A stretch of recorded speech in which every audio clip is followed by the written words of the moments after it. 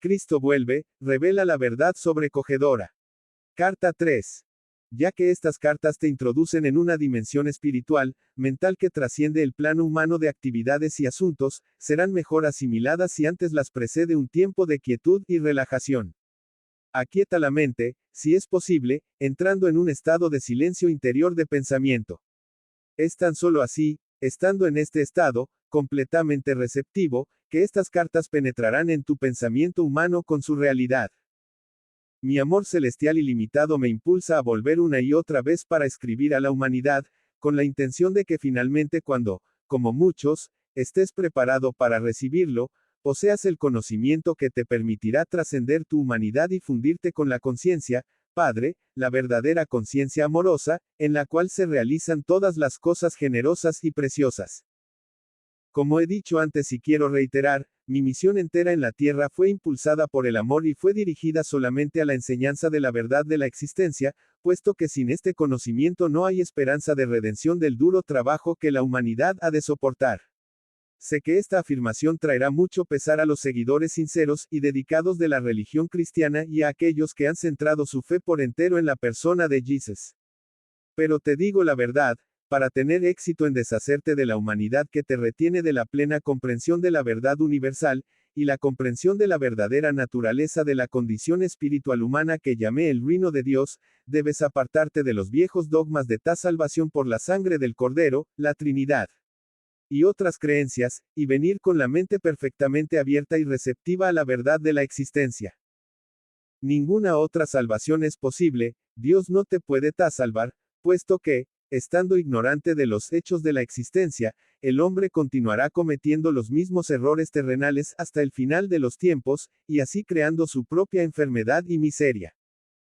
Lo que es más, sea cual sea la creencia del hombre referente a la salvación de los pecados, esta es una falacia humana, puesto que la ley de causa y efecto es imponderable y es una característica natural, inherente, e intrínseca de la existencia. No se pueden divorciar los efectos de la causa, y tampoco se puede borrar la causa y seguir teniendo los efectos. A cada nivel del ser, esta es la verdad. Ahora puedes estar lo suficientemente avanzado en tu pensar para poder recibir la siguiente verdad fundamental referente a tu existencia terrenal. La ley de causa y efecto, es sembrar y cosechar, es el efecto visible de lo que llamas electromagnetismo y nadie que tenga conocimiento de la ciencia esperaría que Dios dejara de lado las leyes del electromagnetismo, las cuales son actividad, adhesión, rechazo. La actividad, adhesión, rechazo, o movimiento, atracción, repulsión son los impulsos fundamentales de la existencia y de la conciencia humana misma, los cuales han causado tus formas visibles de vida y son los únicos instrumentos o herramientas de la creación. Son responsables de la formación de la sustancia o materia y también del desarrollo de las formas individualizadas, y finalmente de la misma personalidad en todas las entidades vivas. Puesto que estas leyes son fundamentales para tu existencia individualizada, es imposible hacerlas a un lado. Por lo tanto, no se pueden ignorar los problemas inherentes a tu existencia individualizada y creer que Dios te salvará de ellos. Tu única esperanza de escapatoria final, de bajarte de la rueda de la experiencia humana, es reconocerlos y admitirlos, y luego trabajar, minuto tras minuto para trascenderlos, y al final fundirte y hacerte, uno, en pureza de mente, corazón y acción, con la conciencia del amor universal, el Padre que hace el trabajo amoroso. Al mismo tiempo, al crecer en el conocimiento de la verdadera naturaleza del Padre en tu interior y trascendiéndote y en todo tu alrededor, llegarás a tener una fe constante a la cual podrás recurrir en todas las circunstancias para sacar la inspiración, el poder y la elevación directamente del Padre que está en tu interior y alrededor de ti. Llegarás a saber que realmente es el Padre quien te apoya y te guía hacia el reino de la conciencia del Padre Amor.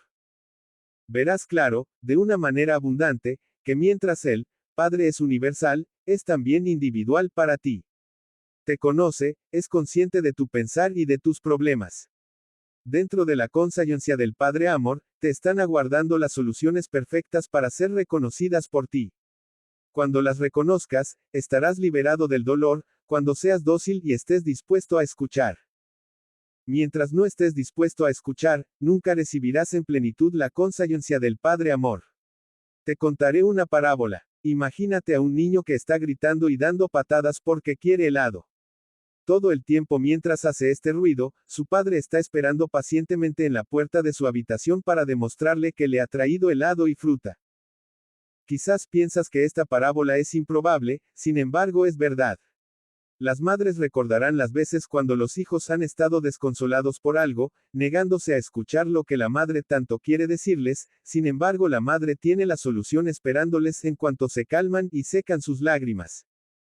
Veo el duro trabajo de la gente y su llanto y lágrimas, y mi compasión es sin límites. Estás siendo escuchado, pero dentro del contexto de tu conciencia actual, hay poco que yo pueda hacer. No puedo penetrar en las ataduras y cadenas de tus años de pensar y actuar ignorantes. Veo el dolor perpetrado en las iglesias, en las celebraciones y los púlpitos por los sermones ignorantes. Veo a las naciones y sus gentes intentando tan fuertemente resolver las dificultades que surgen de los valores, culturas, y creencias religiosas tradicionales.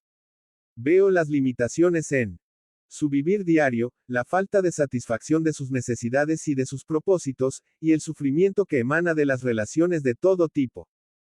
La conciencia colectiva que está emanando del mundo es un miasma de temores, agotamiento, entretejidos con la compasión, la determinación de elevar la conciencia del mundo, la dedicación a la búsqueda del amor incondicional de aquellos que han recibido inspiración y un grado de iluminación. Me acerco a la gente que me llama y trabajo con ellos para aliviar su angustia, pero su esquema mental y sus creencias están tan fuertemente grabadas en sus cerebros, que mi verdad no puede alcanzarlos para traer nuevo conocimiento a sus mentes. Mucha gente ha oído, aunque brevemente y de manera imperfecta, pero les ha faltado el valor para aceptar nuevas ideas y hablar claro. Además, no había sido el momento idóneo para atravesar las barreras de la conciencia humana para enseñarles. Pero ya es el momento. Has entrado en una nueva dispensación de frecuencias vibratorias que te capacitarán para elevarte más fácilmente desde la materialidad de la era previa. Esta afirmación puede sonar extraña, pero hay una reserva de conocimiento referente a las energías que todavía no empiezas a entender. En este momento, no hay mente terrenal capaz de comprenderla. Tan solo puedes imaginar el espectro de energía, lo cual no es la verdad. Por lo tanto, te ayudará que puedas aceptar mis afirmaciones, tomándolas con los ojos cerrados, porque son la verdad. Estás entrando en nuevas frecuencias de vibración pertenecientes a la conciencia humana que te permitirán ir hacia adelante en el desarrollo espiritual, mental que describí en la carta 1. Porque he divergido, debo reiterar, no te puedes escapar de las leyes fundamentales de la existencia referente a tu pensar y sentir, sembrar y cosechar, igual que no te puedes escapar de las leyes del electromagnetismo en tu mundo material, pues el electromagnetismo es el impulso que produce la ley de sembrar y cosechar, del mismo modo que el electromagnetismo produce la forma dentro del campo fundamental de las partículas de energía. Y así, no es posible seguir creyendo en el dogma cristiano y también intentar seguir estas cartas porque el dogma referente a la salvación por mi muerte en la cruz, la Trinidad, la resurrección física de la muerte y el uso del incienso y las formas fijas de oración, son erróneas y los hechos que ahora te están siendo presentados en estas cartas son la verdad. El dogma y los adornos sacramentales son lo que podía llamarse pretextos para ganar tu atención y tu lealtad, pero oscurecen la verdad de mis enseñanzas. Por lo tanto, estas cartas tenían que ser escritas. La única manera en que yo podía alcanzar al mundo en este momento presente cuando está en equilibrio para entrar en un nuevo designio divino mental, emocional, era la de usar una mente receptiva, obediente y desprogramada para recibir la instrucción y hacer el trabajo manual por mí. Estas cartas ofrecen el único medio por el cual la gente encontrará el camino hacia la dimensión espiritual en la cual todo error humano se disuelve y solamente queda el amor. Cualquier otra cosa que pueda decirse es puramente racionalización y razón humana, y estas no son verdad. La gente busca nuevas formas de solucionar viejos problemas, especialmente en América, pero hasta que comprendan la verdadera naturaleza de la vida, el ego y las leyes de la existencia, tan solo fortalecerán el tirón del ego y su dolor continuará. Mientras grabo para ti en las siguientes páginas la sencilla verdad que hablé hace 2 milenios, recuerda que esta verdad permanece constante y consistente. Por tanto, solo es posible profundizar en tu comprensión de la verdad, no cambiarla. ¿Te has dado cuenta, mientras has leído las primeras dos cartas, que todo lo que hablaba a la gente de Palestina fue una consecuencia directa de haber percibido la realidad de la existencia en el desierto, de que nada era sólido? ¿Has recordado que, en mi estado trascendente, al mirar a las rocas, arena, montañas y agua abajo en el mar muerto, todo parecía ser como un títileo de motas? La roca, arena, montañas y agua se diferenciaron lo uno de lo otro, simplemente por la diferencia en la intensidad del títileo de motas, y por la aparente densidad de motas dentro del destello. No hay otra manera en que pueda describir lo que vi cuando estaba en la Tierra para transmitir los hechos referentes a la verdadera sustancia de la materia, el tejido y la construcción aparentemente sólida del mundo. En el habla moderna, probablemente se llamaría al títileo de motas una vibración de partículas. Quizás se podrían combinar los dos términos y describir a la realidad visible más fundamental, como un destello de partículas. Este transmite el sentido de la incandescencia luminosa en la cual vi bailar a las partículas. Habiendo dicho todo lo anteriormente mencionado como introducción para el informe de mis actividades en Palestina, permíteme llevarte a otro día hace 2000 años, cuando brilló el sol y el cielo estaba raso, azul claro, y empecé a subir las colinas con mis discípulos, en un intento por retirarnos a descansar, meditar y orar. Pero eso no iba a suceder. Habíamos pensado en escaparnos, pero a pesar de contar a la gente nuestras intenciones, primero nos siguieron unos pocos quienes luego avisaron a otros diciéndoles que íbamos a los montes. Aunque les rogamos que volvieran a sus hogares, los pocos luego aumentaron en una gran concurrencia de gente siguiéndonos a cierta distancia. Insistían en que hablará con ellos. Quizás te preguntes por qué estaban tan deseosos de escucharme. Por intuición, sabían que les hablaba palabras de vida. Siempre les mostré la actividad del Padre a su alrededor y esto les dio esperanza y les ayudó a ver el mundo con una nueva visión. Les hablé del amor y se sintieron reconfortados. Fue por esto que pude decirles, sabiendo que me entenderían y que estarían de acuerdo conmigo, Ven a mí tú que estás cansado y agobiado y te daré descanso. Mi yugo es llevadero y mi carga ligera. Sabían que cuando pronunciaba estas palabras, como lo hacía con frecuencia, estaba comparando las reglas y leyes de los líderes judíos con la verdad que presentaba al pueblo. Así fue que, cuando fui implorado por la gente para que les enseñara, ¿qué podría hacer sino sentarme sobre una roca más arriba de ellos, a enseñar? Estaba decidido que, si habían venido tan lejos para oírme, escucharían algo que recordarían y posiblemente hablarían de ello toda la vida. Sabía que a pesar de todo lo que les había dicho acerca del Padre y el amor del Padre todavía, Padre de quien hablaba, no era él, Dios personalizado al cual rendían culto. Sabía muy bien que estaban confundidos. Aunque les había dicho una y otra vez que el Padre estaba en su interior, seguían preocupados de que podrían incurrir en castigo desde lo alto por creer en mis palabras. ¿Qué debería enseñarles aquel día? Pregunté al Padre. Luego me fijé en las cabras y ovejas que estaban pastando en la colina bajo el cuidado vigilante de su pastor, y entró en mi mente el mensaje para ese día. Me puse de pie y grité para que se oyera mi voz hasta atrás en la multitud, ve estas ovejas y cabras pastando en las colinas. Las ovejas están en un sitio y las cabras en otro. Considera las ovejas. Son pacientes y pacíficas entre sí, incluso cuando están apretadas en un rincón del redil. Pastan tranquilamente, nunca reclaman el terreno que no es suyo, dejan el pasto corto pero no dañado, dejan que la hierba se recobre después de pasar por encima de ella. Lo que es más importante, escuchan la voz del pastor. Por consiguiente él las cuida. Las guía hacia los mejores pastos y duerme con ellas de noche para que no estén amenazadas o atacadas por los perros o los ladrones. Mira las cabras, cómo pelean y saltan sobre las rocas y se meten en lugares difíciles o peligrosos. Jalan las zarzas y el follaje de los árboles. Si no fuese por su utilidad para el hombre, no habría lugar para ellas que no fuera estar atadas todo el día o ser desterradas al desierto. Os miro ahí abajo, y sé que entre vosotros hay muchas ovejas, y que también entre vosotros hay muchas cabras. Había unos murmullos de enfado pero, en general, la gente se dio empujones y tomaron del cabello los unos a los otros amablemente, señalando a las cabras, riéndose y asintiendo con la cabeza. Era bueno verles reír y así continué. Se conoce a las ovejas por sus hogares, la forma en que se tratan con los vecinos y cómo son vistos por toda la comunidad. Así también se conoce a las cabras, es posible que tengan muchos amigos. Hubo un fuerte clamor de la multitud. No, oh, oh. Seguido por mucha risa. El pastor sigue a las cabras para cuidarlas, o deben cuidarse y llegar a casa a solas de noche para que las ordeñen.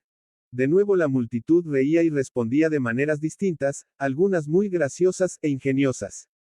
Y así es con aquellos que son ovejas y aquellos que son cabras, reciben la protección del Padre los que son ovejas, y los que son cabras no, porque ellos van obstinadamente siguiendo sus propios deseos todos los días y posiblemente dejando un rastro de destrucción detrás. Dime él, Padre puede proteger a aquel que es cabra. La multitud estaba en silencio pero escuchando atentamente. Dirás, entonces, que el Padre está enfadado con las cabras y no quiere protegerlas, o dirás más bien que así como el pastor cuida a sus ovejas y cuidaría a las cabras si se lo permitieran, el Padre ama a las ovejas y a las cabras por igual, pero no puede protegerlas por igual a causa del comportamiento natural de las cabras. También considera los hábitos de alimentación de las ovejas y las cabras. Las ovejas se contentan con comer solamente la hierba para la cual están perfectamente diseñados sus estómagos, pero las cabras comen cualquier cosa que encuentran sin respetar de ninguna manera su constitución. Así es con la claro.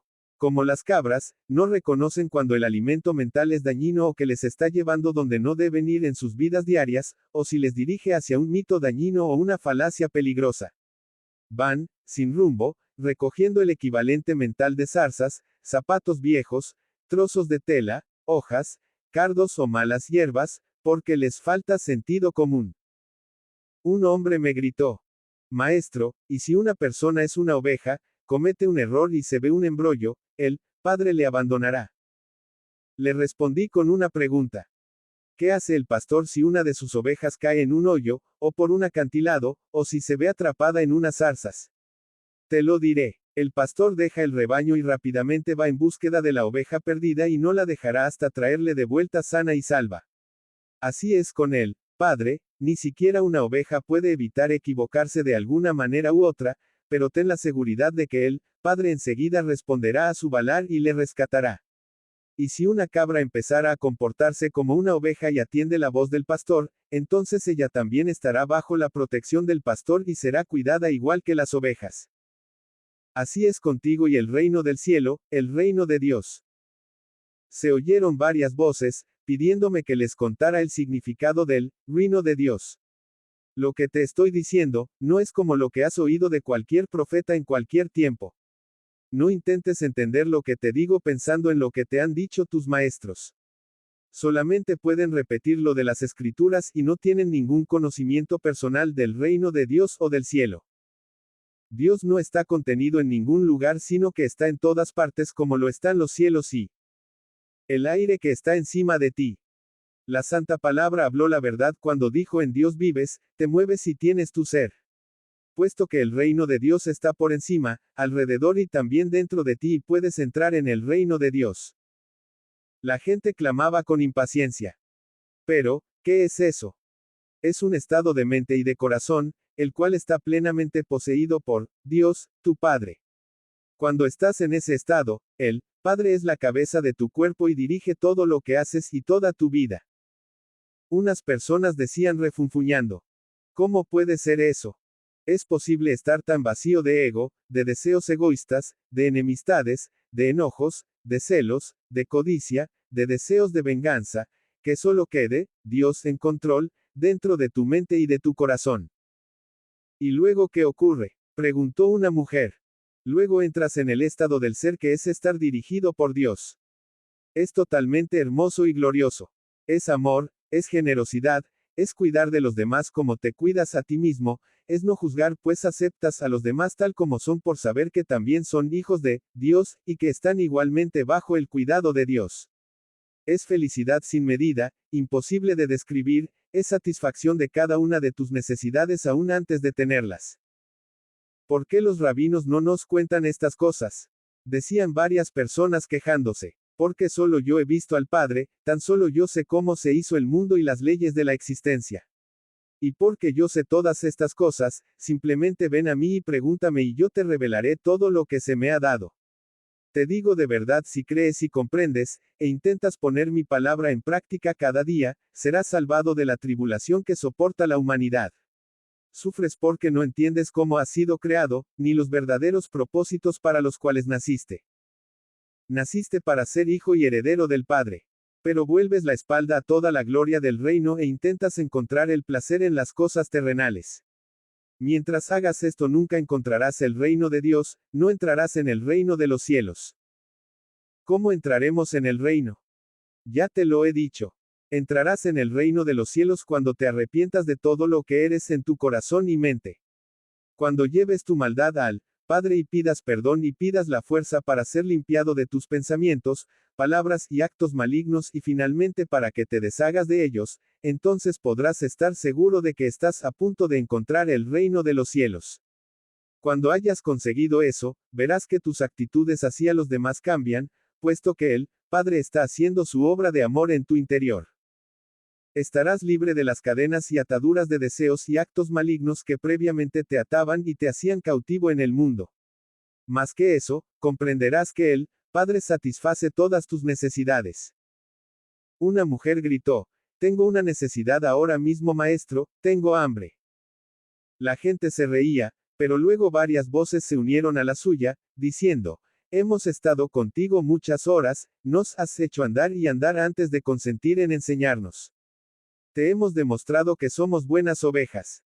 ¿No nos ayudarás a satisfacer nuestra hambre?».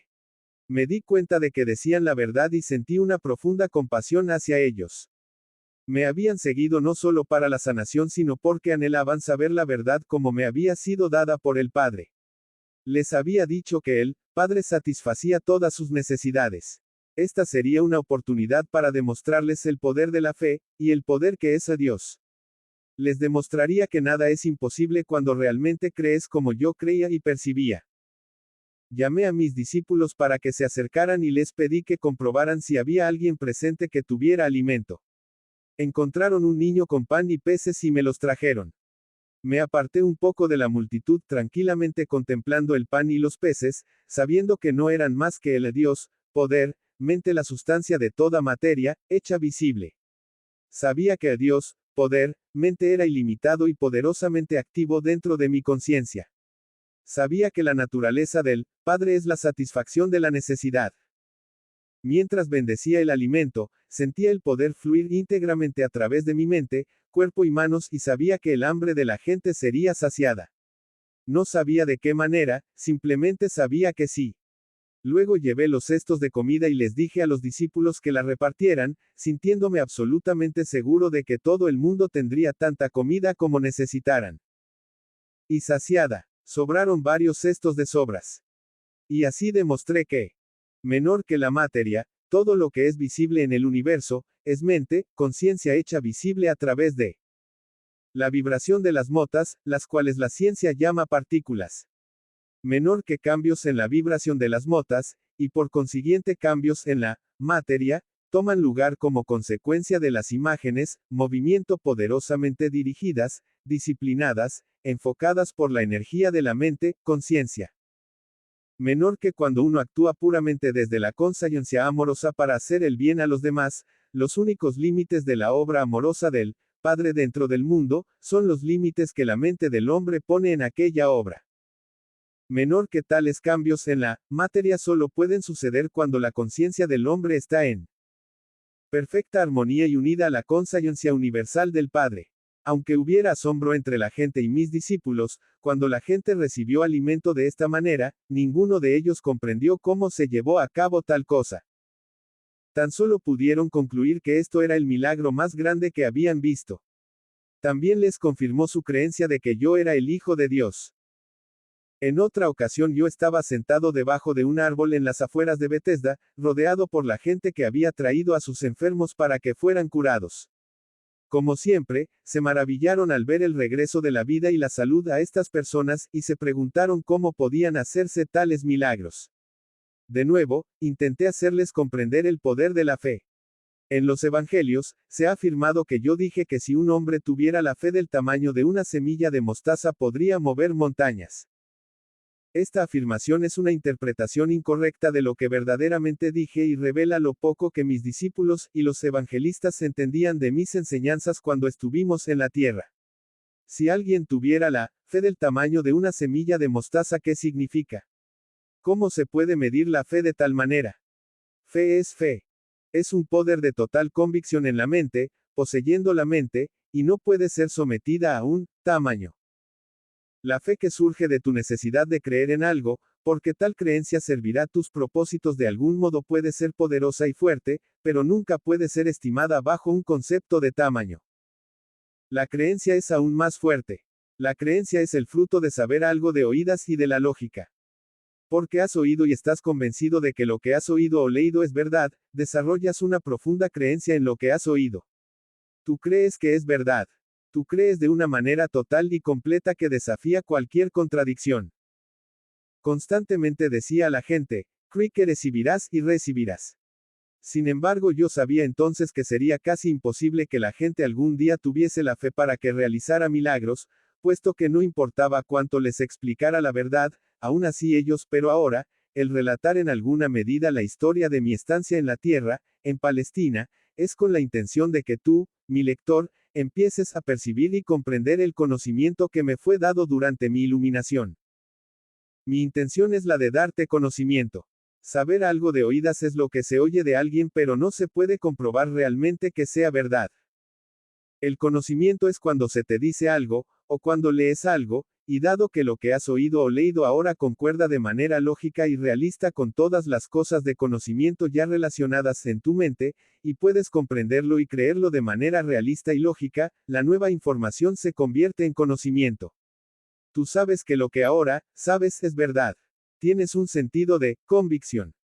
Hasta ahora, como algunos otros, has tenido fe en Jesucristo, pero has sido como un niño precoz. Tu fe ha sido en parte ciega y aceptante, sin embargo entretejida con mucha duda. Por tanto, en lo que has necesitado que fuera hecho para ti, dependías de Jesús para que se realizara la obra. Pero en realidad, mucho de lo que crees que has recibido de Jesús, ha sido tu propia fe en Jesús lo que se ha hecho visible bajo la forma de las cosas pedidas. Aunque esta fe ingenua es muy importante para tu bienestar, tú que eres capaz de adelantar en el sendero espiritual hacia la perfección, debes ahora alcanzar un nivel más profundo de verdadero conocimiento de la relación entre la mente y la materia. Sin este cimiento, la gente seguirá enredándose en mitos religiosos y se quedará aprisionada en la miseria de la condición humana. Cuando estaba en la tierra dije la verdad a la gente, pero fue constantemente malinterpretada. Lo que dije realmente, referente a la fe, fue esto. Ve este gran árbol. Ha crecido desde la semilla más pequeña que se pueda imaginar. Ve el tronco enorme, las ramas y su frondosidad. Todo este enorme crecimiento ha salido de una pequeña semilla. ¿Cómo ocurrió tal cosa? ¿De dónde procede toda la madera del árbol y la frondosidad que lo adorna? ¿No es esto tan milagroso como los milagros que yo realizo para ti día tras día? ¿No es el crecimiento de este árbol tan obra de él, Padre, como la curación que ocurre en la gente enferma? Te pregunto qué es una semilla. ¿Me lo puedes decir? No, no puedes. Pero te lo diré. Es una entidad diminuta de conocimiento de la conciencia. Es el conocimiento de la conciencia de aquello en lo que se convertirá. Es un fragmento de conciencia sacado de la conciencia creativa divina. Es un fragmento del poder de la mente procedente del poder de la mente del Padre, el cual, al ser plantado en la tierra y regado por la lluvia, empezará a vestirse a sí mismo de la materia visible de la cual posee conocimiento en lo profundo de sí mismo. Este conocimiento es verdadero, es firme, es fuerte y directo. Este conocimiento corporificado en la semilla, es una convicción en la conciencia. Todas las formas de vida surgen de este conocimiento enfocado, una convicción en la conciencia. Esta convicción en la conciencia es lo que separa la tierra inanimada y las rocas de todo lo que vive y crece sobre la faz de la tierra. Donde no existe convicción de la conciencia o conocimiento de identidad, no hay crecimiento. La conciencia dentro de la tierra y las rocas permanece como conciencia en una forma dormida. Por tanto, si pudieras creer en lo que pides, Cualquier cosa que quisieras. Si pudieras llevar dentro de tu mente una semilla el plan perfeccionado de tus objetivos más sentidos y saber fuera de toda duda que puede crecer y llegar a la perfecta fruición, podrías ver esta semilla maravillosa cobrar vida propia que pronto se manifestaría en tu vida. Y podrías, con toda seguridad, mover las montañas de tu vida, esas montañas que atraviesan tu camino y te impiden alcanzar todo lo que deseas. Montañas que, en momentos de imprudencia y mal pensar te has creado tú mismo. Si tan solo comprendieras la creación y la existencia, podrías vivir una vida de total libertad, hazañas sin límites y alegría trascendente. Busca la comprensión y verás que, poco a poco, la comprensión vendrá a ti. Llama a la puerta del universo que da acceso a Dios, la conciencia Padre Universal y finalmente encontrarás que la puerta se abre y que tienes entrada a los secretos del mundo. Tan solo cree y recibirás. También les recordaba esto en todo momento. Solo los de mente y corazón puro realizarán estas cosas poderosas. Los malvados pueden prosperar durante un tiempo, como lo han hecho los reyes y los ejércitos saqueadores y otros amontonando la iniquidad en sus mentes. Se les ha permitido hacer su trabajo durante un tiempo, pues surge de la maldad cierto bien, pero al final fracasarán y el resto del mundo proferirá injurias contra sus nombres. Por consiguiente, si quieres tener éxito, examina tus motivaciones. Los deseos que surgen simplemente del anhelo egoísta de riquezas o confort, al final acaban en desengaño, enfermedad y muerte. Y yo te digo a ti que lees estas palabras, no te atrevas a negar la verdad que digo hasta que hayas andado el camino de autorrenunciación que anduve yo en la tierra, y que hayas alcanzado la misma unión con Él, Padre y las alturas del conocimiento y la comprensión indiscutible que yo poseo.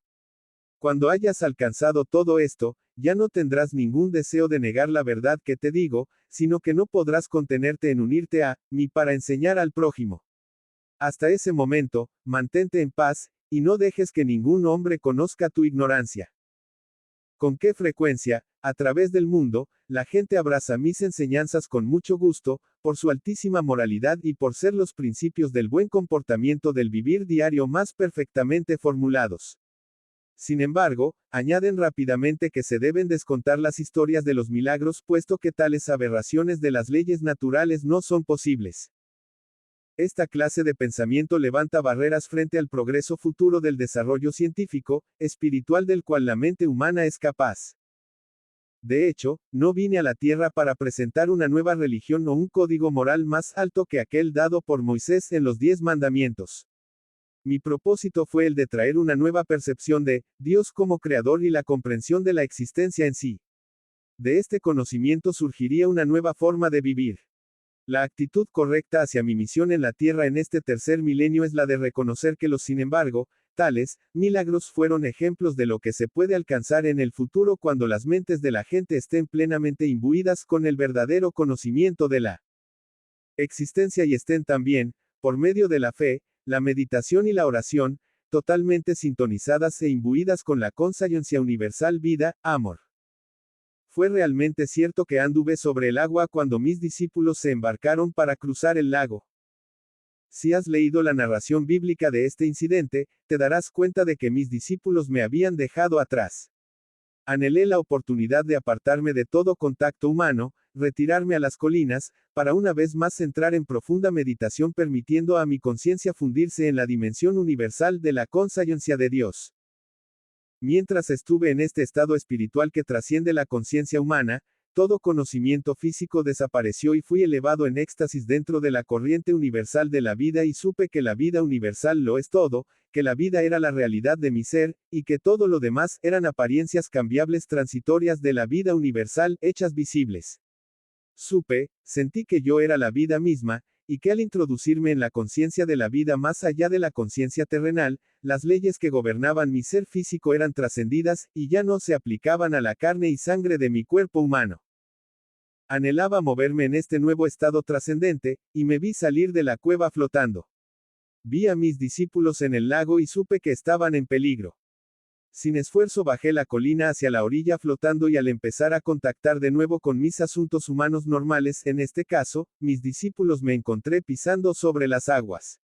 Sin embargo, todavía estaba en esa condición en la que me di cuenta plenamente que yo mismo era la vida individualizada, y por tanto, que mi cuerpo estaba bañado por el poder vital que seguía aligerando y transformando la estructura atómica de mi estado físico.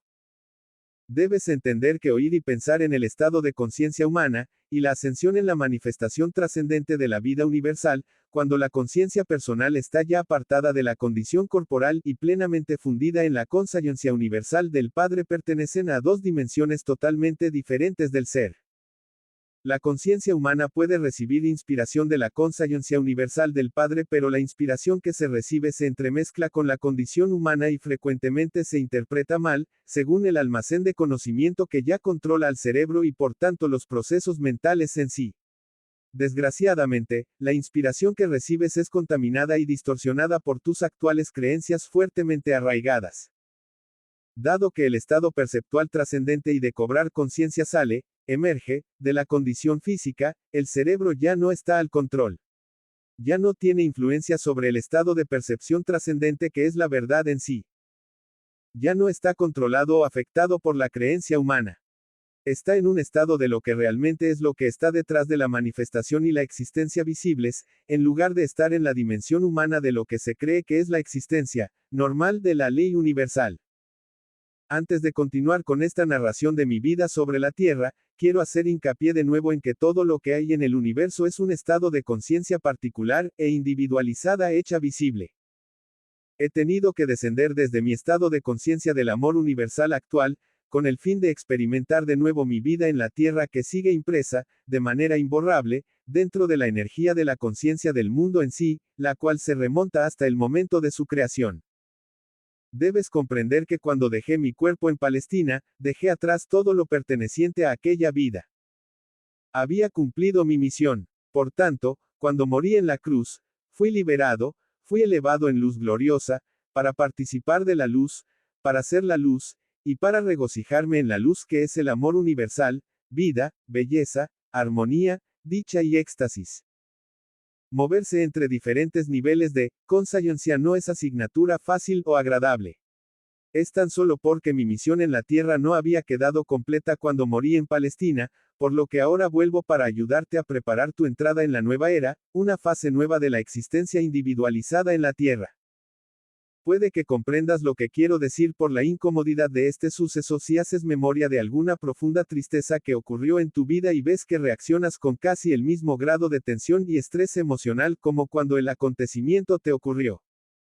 El reflexionar sobre algún sufrimiento o pena pasada te hará querer llorar. Sentirás la vuelta de la depresión y angustia original al revivir aquel momento en tu imaginación. Puede que quieras apartarte de la gente porque tú, consciencia ya ha descendido desde tu estado anterior del equilibrio feliz y de paz, para experimentar, una vez más, las vibraciones y las formas de la consciencia baja, que creaste en el momento inicial de tu sufrimiento. El cambio de ánimos indica un cambio en tus energías de conciencia. Una subida de las vibraciones de conciencia te dará una elevación mental, emocional y física, haciéndote sentir feliz. Una baja de tus energías de conciencia deprimirá el funcionamiento de todo tu sistema y sentirás el comienzo de una depresión, o, al menos, una caída del optimismo previo que disfrutabas. Te estoy explicando un hecho de la existencia. Tu universo entero manifiesta las diferentes frecuencias de vibración de las partículas de energía de la conciencia. Al moverse las frecuencias arriba o abajo, de un nivel a otro, así también las estructuras físicas y visibles manifiestan niveles de energías diferentes, y hay un cambio de patrones mentales y emocionales y de aspecto. Al descender desde mi estado de conciencia para volver a entrar en las condiciones de mis tiempos en la Tierra, estoy movido tan solo por mi amor por la humanidad. Desde hace 2000 años, los cristianos llevan reviviendo el trauma de mi crucifixión. Algunas personas, incluso, han experimentado el estigma, que no es más que una respuesta histérica morbosamente emocional, a lo que creen que me pasó. La gente se excita hasta un punto similar al frenesí mientras se imagina la angustia de mi sufrimiento antes de mi muerte. Su gratitud emocional por lo que soporté, los pone en un estado de congoja física. Esto está siendo escrito en un día de viernes. Abandonar todo drama referente al recuerdo de este día. Morí, y eso fue, para mí, una liberación maravillosa.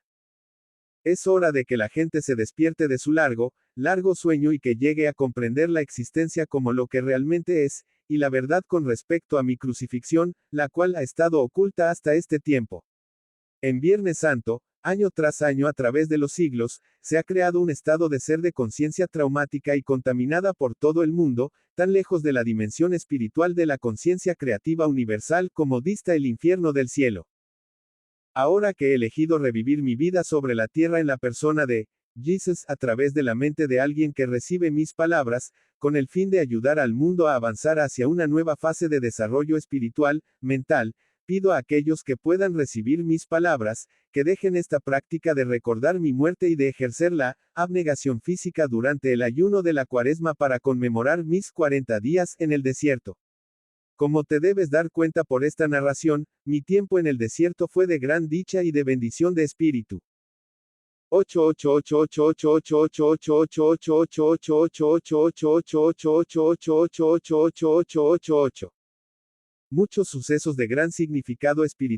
888888888888888888888888888888888888888888888888888888888888888888888888888888888888888888888888888888888888888888888888888888888888888888888888888888888888888888888888888888888888888888888888888888888888888888888888888888888888888888888888888888888888888888888888888888888888888888888888888888888888888888888888888888888888888888888888888888888888888888888888888888888888888888888888888888888888888888888888888888888888888888888888888888888888888888888888888888888888888888888888888888888888888888888888888888888888888888888888888888888888888888888888888888888888888888888888888888888888888888888888888888888888888888888888888888888888888888888888888888888888888888888888888muerte, los cuales son ejemplos magníficos de las grandes leyes cósmicas en acción dentro de tu dimensión de existencia. Ahora te estoy dando una breve narración de esos sucesos importantes porque mi propósito es el de iluminar completamente tu mente, darte conocimiento más allá de cualquier conocimiento recibido por cualquier otra persona en tu universo. Cuando empecé a preparar a mis discípulos para mi muerte que se aproximaba, tuve una tarea terriblemente difícil. A duras penas podían contener la conmoción y el asombro. Pensar que me iban a crucificar como un criminal común era repugnante, inexpresable, y tampoco querían perderme de vista. Les había llamado para seguirme y dejar atrás sus vidas que habían sido bastante prósperas. Habían dejado a sus familias y sus hogares para rehacer sus vidas alrededor de mí y mi obra. Se habían enorgullecido de mi recorrido por las ciudades.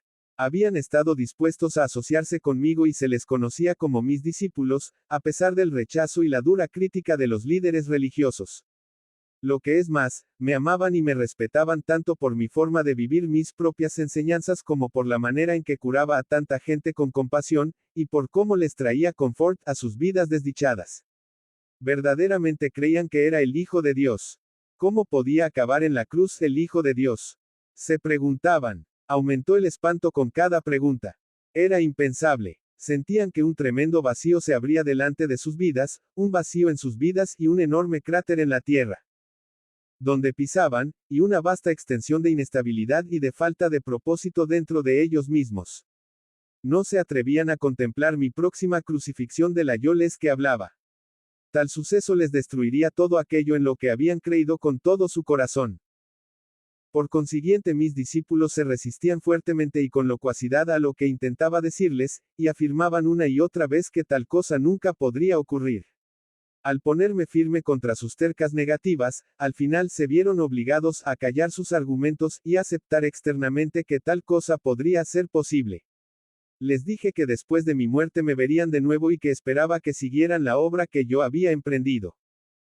Profundamente. No era empresa fácil ir a Jerusalén donde me esperaba mi destino. Más que cualquier cosa, me preguntaba si estaría a la altura de este gran reto a mi resistencia. ¿Sería capaz de trascender la condición física y entrar en la conciencia del Padre Universal y quedarme ahí hasta que muriera? Había veces que estaba profundamente asustado ante la prueba, pero no me atrevía a revelar mi temor a mis discípulos. Por tanto, empecé mi último viaje hacia Jerusalén con sentimientos poderosamente mezclados. Por una parte, estaba cansado de curar y hablar y enseñar a la gente que escuchaba boquiabierta sin tener ninguna comprensión de nada de lo que intentaba contarles.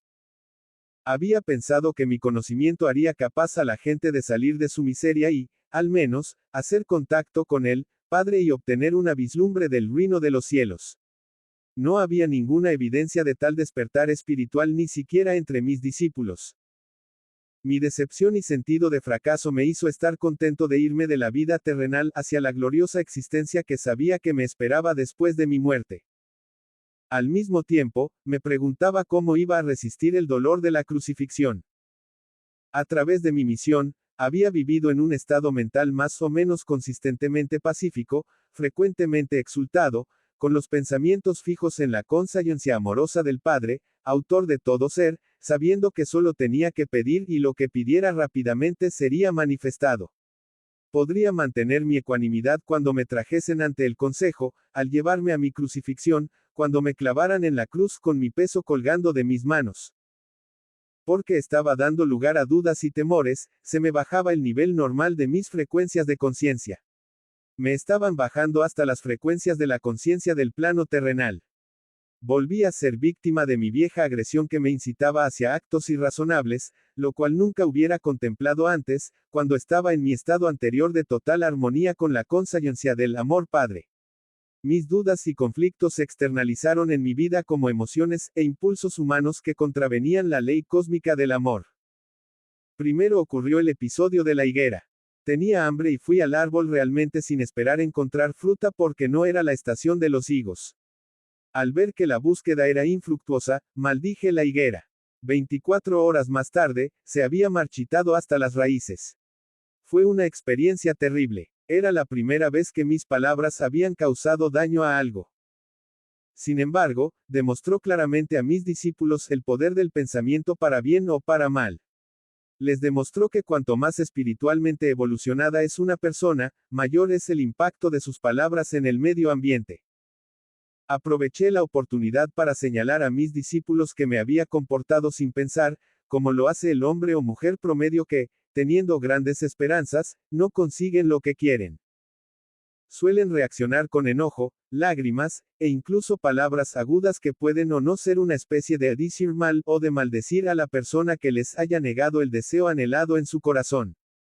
Ya habían visto ellos mismos lo que mi maldición había hecho a la higuera. Ahora deberían comprender que mientras que una fuerte convicción les podría conceder cualquier cosa que pudiesen desear o imaginar, también deberían estar constantemente conscientes de su propia condición mental, emocional. No deben guardar rencor contra los demás, sino que sienten resentimiento. Lo cual se les devolvería, en el debido tiempo, como la cosecha de su siembra. Lo que es más, según se siembra se cosecha. Sabía que lo que había hecho a la higuera inevitablemente regresaría a mí de alguna manera u otra. Llevé a mis discípulos al templo. Muchos años habían pasado desde que estuve ahí, y sabía que mi visita serviría para establecer los sucesos que conducirían a mi crucifixión. Algunas personas me reconocieron y como respuesta a sus peticiones me puse a enseñarles. Se juntaron más personas y se apiñaron los prestamistas quienes empezaron a quejarse. Sus gritos y quejas ruidosas rompieron el hilo de mi pensamiento mientras enseñaba. De repente monté en cólera. Había aquí personas sinceras que me rodeaban deseando oír palabras de vida, las cuales pronto no podría contarles, y ahí estaban los prestamistas que vivían vendiendo ganadería para los sacrificios que no hacían ningún bien a la gente. Estos hombres solamente traían deudas y miseria a la gente. Sentí la sangre subirme a la cabeza y dando empujones a las mesas, las tiré, esparciendo el dinero, y eché fuera del templo a los hombres de corazón duro que pensaban tan solo en el dinero. Entonces hubo una tremenda conmoción de gritos y chillidos. Algunos pelearon para recoger el dinero. Los prestamistas me maldijeron, denunciándome como malvado, como si hiciera el trabajo de Belcebú y otros 1000 demonios. Los sacerdotes y los fariseos y toda la gente que valoraba en mucho los sacrificios del templo vinieron juntos corriendo para averiguar la causa del ruido y de la confusión. Al oír lo que contaron los prestamistas, estaban tan agraviados por mis actos que se lanzaron en una condenación vociferante y de lamentaciones contra mí para impresionar a los sacerdotes, cada uno superando al compañero, haciendo protestas cada vez más fuertes para demostrar su horror por lo que yo había hecho. Nunca antes se había visto en el templo tal cosa. Incluso aquellos que antes me habían escuchado, estaban molestos por mi intención y se preguntaron qué clase de hombre podría ser yo. Estaban agrupados, de pie, viendo los sucesos, cuando se les acercaron los sacerdotes y los fariseos quienes les persuadieron de que yo intentaba destruir todo aquello en lo que creían predicando un Dios falso, totalmente diferente a lo que siempre habían oído en las sinagogas. Los sacerdotes transmitieron su propio enojo desenfrenado a la gente y les convencieron de que mi pecado les contaminaría también si se empeñaban en escuchar mis locuras. Gradualmente se le convenció a la gente de que yo era una influencia malvada y que deberían quitarme de en medio antes de que pudiera trastornar la paz del país y atraer la ira del gobernador romano sobre todo el país de Palestina. Mis discípulos, avergonzados por lo que había hecho, sigilosamente dejaron la escena y se escondieron entre los callejones, a alguna distancia del templo. Cuando más tarde regresaron a donde yo estaba, demostraron claramente que estaban profundamente molestos por mis actos, se preguntaron si había perdido el juicio, o si me había vuelto loco profetizando mi muerte y luego haciendo aquellas mismas cosas que probablemente la provocarían. Fue en ese momento que Judas, quien nunca se había deshecho verdaderamente de sus creencias judías, empezó a dudar de que yo fuera el Mesías después de todo. Llevaba 3 años enseñando al pueblo y no había una disminución del dominio romano. 3 años y la gente no estaba más cerca de la felicidad que les había prometido. Y ahora parecía que se enteró de que el sumo sacerdote judío quería deshacerse de mí y por tanto ofreció sus servicios para identificar a mi persona cuando así se requiriera. Cuando fue la hora de celebrar la Pascua con mis discípulos, planeé cenar todos juntos en un salón grande. Sabía que sería la última vez que comería alimento en la tierra. No deseo volver profundamente a la conciencia de aquella noche. Sentía gran tristeza por dejar a mis discípulos quienes me habían servido tan bien. Con mi tristeza volvieron todos mis temores y conflictos. Pasé momentos de profunda lástima emocional por mí mismo. Sentí que nadie comprendía todo lo que había intentado hacer para mi pueblo y el sacrificio que estaba dispuesto a hacer por ellos.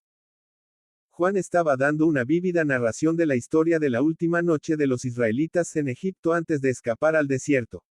Hablaba de las instrucciones de Moisés al jefe de cada familia, de que matasen un cordero sin mancha, de cocinarlo de cierto modo y con la sangre pintar los dinteles de las moradas israelitas, porque aquella misma noche, vendrían los ángeles a matar a los hijos primogénitos y al ganado de los egipcios. Con gran entusiasmo, recordó el alboroto de los egipcios que al despertar encontraron el primogénito de cada hogar ensangrentado. Ninguno se salvó. Era la clase de historia horrible que rechazaba por no tener ningún valor para la persona que buscaba la verdad espiritual más alta. Me preguntaba cuánto realmente habían entendido mis discípulos cuando les hablaba de su Padre Celestial y su amor por toda la humanidad.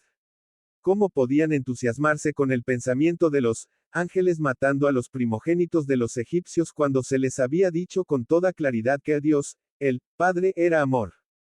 Pero los judíos siempre se habían preocupado por el derramamiento de sangre para expiar sus pecados. Incluso Abraham, el fundador de la nación israelita, se convenció de que debía llevar a su único hijo al desierto y matarle y ofrecerle como sacrificio a Dios. Un pensamiento pagano y repugnante. Pensé en los sacrificios de animales en el templo. Amando a todos los seres vivos como lo hacía, esta práctica era una abominación para mí. Y ahora yo estaba a punto de ser llevado a la muerte porque me había atrevido a pronunciar las palabras de la verdad.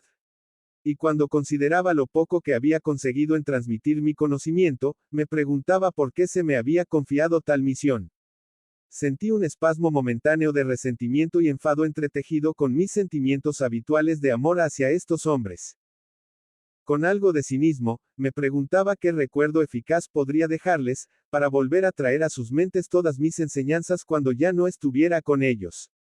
Si podían olvidar tan rápidamente todas mis enseñanzas sobre el amor del Padre y disfrutar la historia horrible de la Pascua mientras todavía estaba en la habitación con ellos, ¿cuánto recordarían cuando muriese como un malhechor en la cruz, la más ignominiosa de las muertes? Luego se me vino a la mente que si el derramamiento de sangre tanto les conmovía, les daría sangre para que me recordaran. Con estas reflexiones irónicas, cogí un pan, lo partí, lo pasé a mis discípulos y les dije que lo comieran. Comparé el partir el pan con el futuro de mi cuerpo partido, y les pedí que repitiesen el partir el pan y su distribución como medio de recordar el sacrificio de mi cuerpo para traerles la verdad acerca de Dios, y la verdad acerca de la vida, la verdad acerca del amor. Y lo comieron en silencio. Luego tomé mi copa de vino y se la pasé, diciendo que cada uno debía beber de ella puesto que era símbolo de mi sangre que en poco sería derramada porque me había atrevido a traerles la verdad de la existencia. Vi que mi voz entrecortada tocaba a algunos de ellos. Sobriamente, cada uno tomó un sorbo y luego pasó la copa a quien estaba a su lado. Pero todavía no decían nada.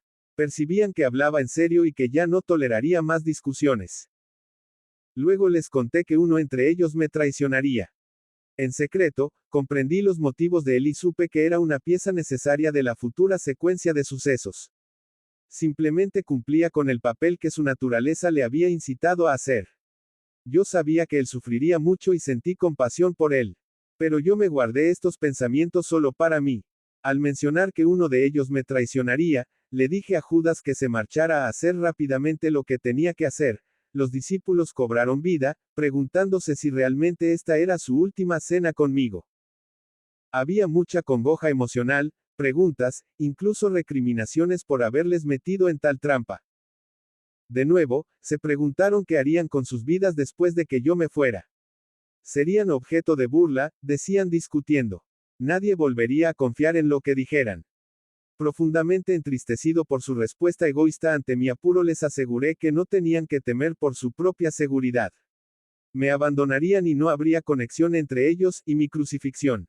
Les sugerí que después de mi muerte se dispersaran y volvieran a Galilea. Pedro se conmovió profundamente y reaccionó con vehemencia negando que algún día me abandonaría, pero por supuesto lo hizo. En este momento de mi propia necesidad, todavía me encontraba con una total falta de comprensión, incluso resistencia, aún después de todo el amor que había sentido hacia los hombres y de todo lo que anhelaba lograr por ellos. Su única preocupación era la de qué les ocurriría a ellos. No hubo ninguna palabra amable, ofrecimiento de ayuda, angustia por mi dura prueba. Qué duro era el corazón humano, pensaba. ¿Cuántos siglos penosos tendrían que pasar antes de que la humanidad pudiera ir más allá de su propio dolor y sufrimiento para sentir acaso un destello de amor y compasión hacia otros desafortunados que se hallasen en una situación peor que la de ellos? Y así, aunque profundamente decepcionado, incluso dolido, por sus reacciones egoístas, también les comprendí e intenté dar a mis discípulos valor para enfrentarse con el futuro y les aseguré que siempre estaría con ellos incluso cuando estuviera oculto a su vista. La obra que había emprendido sería promovida desde la vida que hay en el más allá.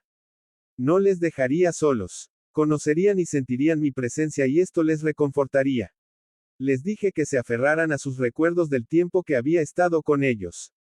Les avisé que habría muchos que seguirían con el conocimiento que se les había dado, pero que habría personas que buscarían añadir la voz de la tradición y la razón a mis enseñanzas. Mis palabras serían tan distorsionadas que, al final, ya no revelarían la verdad original que había traído al mundo. Cuando les dije que esto sucedería se disgustaron, incluso se volvieron presa del pánico. Me alivió ver totalmente sordos. Me pidieron que les contara más, pero levanté las manos y dije que eso era todo lo que podía decir. En este punto, sentí que había dicho todo lo que siempre quise decir mientras estaba en la tierra, que mi discurso con los hombres había sido cumplido. Todo lo que profundamente anhelaba era retirarme al silencio y encontrar paz y alivio en mi contacto con el Padre. Dejamos el salón de la cena y fuimos andando al Monte de los Olivos, pero el humor de mis discípulos era de conflicto interior, temor y duda. La mayoría de ellos se marcharon para unirse con sus familias y amigos que estarían celebrando su propia Pascua. En el jardín había una peña especial con la forma de una pequeña cueva. Me gustaba refugiarme del viento dentro de ella. De modo que me senté y oré, buscando un camino hacia dentro de la armonía exaltada que había disfrutado anteriormente. Sabía que cuando me moviera para sintonizarme con el amor del Padre, se disolverían mis temores y estaría en un estado de total y absoluta confianza, lleno de paz nuevamente. A medida que sentí el poder del amor entrar en mí y tomar posesión de mi conciencia humana, así también la fuerza para soportar lo que se me venía encima poseyó mi corazón. Sería capaz de permanecer dentro del amor y dar amor a otros hasta el final. Y así fue. Ni siquiera intentaré reentrar en el estado del juicio y de la crucifixión. No tiene importancia. Cuando finalmente me morí en la cruz y mi espíritu se retiró de mi cuerpo torturado, fui elevado dentro de una luz radiante e inefable. Fui envuelto en el calor y el consuelo del amor, tal como nunca antes había experimentado. Tenía una sensación de envolvente alabanza, Una poderosa certeza de haber hecho un buen trabajo, de éxtasis en la fuerza universal para continuar la obra, y de una alegría y embeleso que está muy por encima de cualquier cosa que la condición terrenal jamás pueda conocer.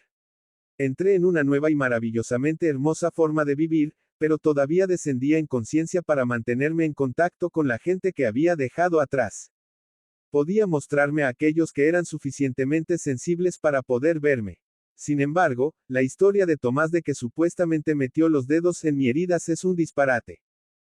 Mis discípulos no sabían que había concertado en secreto con José de Arimatea que después de mi muerte llevase mi cuerpo a su propia tumba sin usar, donde lo ungiría según la costumbre antes de la puesta del sol. Luego, cuando cayera la noche y todos en Jerusalén estuvieran cumpliendo el Sabbath, ayudado por 2 sirvientes de confianza, a caballo, llevaría mi cuerpo a escondidas durante la noche, y por caminos ocultos de día a una ladera en las fueras de Nazaret, en Galilea. Ahí, ayudado por mi familia, si seguía mis instrucciones encontraría una pequeña cueva oculta que me había dado refugio de las tormentas y de la gente cuando era un joven infeliz y rebelde, y estaba contrariado con el mundo. José me prometió que encontraría la cueva siguiendo un mapa que le había dado y que me dejaría ahí después de otro embalsamamiento. Luego reconstruiría la pequeña entrada para librarla totalmente de posibles intrusos. Allí mi cuerpo ha descansado, libre de molestias. Se ha dicho que a mi cuerpo resucitó de los muertos. Qué absurda cosa inventada por mentes terrenales de quienes no sabían cómo explicar satisfactoriamente mi muerte en la cruz como un malhechor. ¿Cómo puede persistir tal mito ridículo incluso en el siglo XXI? Esto da la medida de la falta de comprensión de los cristianos, el que hayan aceptado ciegamente tal dogma hasta hoy día. Piensa en esto con cuidado. Habiendo sido librado de un cuerpo terrenal y después de mi experiencia de éxtasis y de glorioso arrobamiento de pasar a una dimensión sublime de la conciencia universal, ¿por qué querría yo volver a la dimensión terrenal para entrar en mi cuerpo otra vez? ¿De qué utilidad sería para tu mundo o para el mío? Mientras la sustancia física de mi cuerpo podría ser espiritualizada cuando estuviese perfectamente armonizado a la consciencia amorosa del Padre cuando todavía vivía en la tierra, no sería un estorbo y un obstáculo para mis viajes posteriores dentro de los reinos espirituales más altos. Las cosas visibles no son más que una manifestación de las frecuencias vibratorias específicas en la conciencia que producen un títileo de motas o partículas dando un aspecto de materia sólida. Cada sustancia visible posee su propia frecuencia de vibraciones única. Un cambio en la proporción de las vibraciones produce un cambio en el aspecto de la materia. Al cambiar las energías de la conciencia, así también cambia el aspecto de la materia. Por consiguiente, era posible que yo enfocara y bajara las frecuencias de mi conciencia a tal punto que mi forma se hiciera visible al ojo humano. Podía volver a mis discípulos y ser visto por ellos. Y así lo hice. Los amaba más que nunca, y les debía tanto consuelo y apoyo como era capaz de darles después de mi muerte. No solo esto, era necesario dirigir mi propio poder dentro de sus mentes con el fin de darles el ímpetu y el valor para seguir la obra que había emprendido. Sin embargo, quiero que sepas que la consciencia individualizada que haya ascendido en frecuencias vibratorias hasta los mismos portales de la dimensión creativa universal se convierte en luz individualizada, una conciencia individualizada que no necesita ningún cuerpo para expresar y disfrutar de todo lo que la conciencia gloriosa pueda idear en los reinos espirituales más altos. Es un estado supremo y extasiado de ser sin tener ninguna de las necesidades, deseos o impulsos experimentados por aquellos que no hayan subido plenamente más allá y por encima del ego. Mientras vives en la Tierra, tu mente permanece anclada dentro de ciertos parámetros de frecuencias vibratorias, encerrada en un cuerpo que tiene sus propias necesidades. Si tu conciencia verdaderamente se elevara más allá de estos parámetros, tu ser terrenal desaparecería. Cuando yo estuve atrapado en un cuerpo, yo también estaba, en gran medida, confinado a estos parámetros de frecuencias vibratorias y de la conciencia. Lo que es más, la imaginación sola, no puede elevarse más allá de tus experiencias previas y por lo tanto estás confinado a tu pasado, lo cual proyectas hacia tu futuro. Sin embargo, poco a poco, serás guiado por aquellas mentes que son lo suficientemente sensibles para entrar en las dimensiones espirituales más altas, y que se pueden mover más allá de tus límites de conciencia presentes. Ellos grabarán para ti esas maravillosas experiencias y esos estados del ser más allá de los tuyos, a los cuales tú mismo puedes aspirar. De este modo, adelantarás en niveles o pasos de desarrollo espiritual. Cada paso te trae una visión más alta de lo que puede ser alcanzado, y desde esta visión tú formulas una nueva meta. Con esta meta siempre delante de ti, tú trabajas para purificarte de la influencia, trasciendes tu ego. Cuando tú trasciendes el ego y eso muere dentro de tu conciencia, ya estás abundantemente vivo dentro de la conciencia amorosa del Padre y encuentras la realidad del reino del cielo en tu vida, dentro de ti mismo y en tu entorno. Para permitirte a ti alcanzar estas cimas de amor, alegría, armonía y éxtasis, yo viví, trabajé y morí en Palestina y he venido ahora a ti en estas cartas. No dejes que mi trabajo sea en vano esta segunda vez. Conforme leas estas páginas busca, medita y ora para conseguir inspiración. Llegarás a sentir la respuesta del Padre y si escuchas cada día con atención, oirás la voz del Padre. Esta voz está siempre contigo, quita las barreras creadas por tu propia voluntad. Ábrete para recibir la fuerza, el poder, la inspiración y el amor directamente de la conciencia amorosa del Padre. Lee y relee estas cartas para que puedan ser, finalmente, absorbidas en tu conciencia. Mientras lo haces estarás viajando hacia la luz, e irradiarás luz hacia los demás. Tal luz no es luz como la de la electricidad, sino que es de la misma naturaleza que la conciencia universal que te describí en mi carta 1. Por tanto, mientras irradies la luz, irradiarás el amor incondicional. Tú promoverás el crecimiento y el desarrollo espiritual de toda otra entidad viviente. Anhelarás alimentar y nutrir, trabajarás para promover protección, sanación y educación. Tú desearás ayudar en el establecimiento de la ley amorosa y el orden en el cual todos podrán vivir en armonía, con éxito y con prosperidad. Estarás en el reino de los cielos. Al mismo tiempo, no te hagas ilusiones. Mientras se dan pasos para presentar estas cartas al mundo exterior, habrá exactamente las mismas recriminaciones, la misma condenación, las mismas habladas de Satanás, del diablo, como las hubo cuando enseñé al principio en Palestina. Ánimo, reza para ser valiente. Aquellos que aguanten hasta el final se elevarán por encima de la confusión y la violencia y descansarán en la paz y la alegría del reino.